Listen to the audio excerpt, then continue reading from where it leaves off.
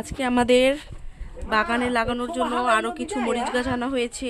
এটা হচ্ছে ক্যাপসিকাম টাইপের একটা মরিচ। এখানে অনেকগুলো মরিচ সহ এই গাছটা আনা হয়েছে। গাছটা মাশাআল্লাহ ভালোই গ্রোথ হয়েছে, দেখতেই পাচ্ছেন। আরও কতগুলো ফুল আসছে, নতুন করে আবার মরিচ হবে।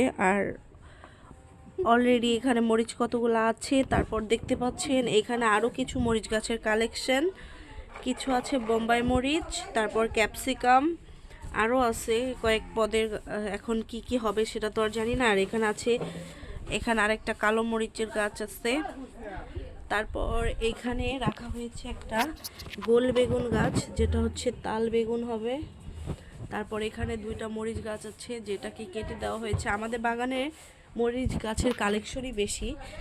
এটা হচ্ছে বোম্বাই মরিচ গাছ, এটা লাগানো হয়েছিল গত এক সপ্তাহ আগে।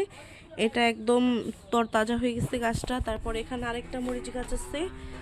তারপর দেখতেই পাচ্ছেন এখানে আলু লাগানো হয়েছে, কয়েকটা আলু। তারপরে এই যে আরেকটা মরিচ গাছ, মানে আমাদের এখানে মরিচ গাছের কালেকশনই বেশি। তারপর এখন ওইগুলো টপে রোপণ করার জন্য আমার ভাই হচ্ছে কতগুলো ব্যাগ বানিয়ে নিবে, যেখানে মাটি ভরে তারপর লাগানো হবে। তো নেক্সট ভিডিওতে দেখাবো কিভাবে আমরা গাছগুলো রোপণ করি। ততক্ষণ সবাই সুস্থ থাকবেন, ভালো থাকবেন। আল্লাহ হাফেজ।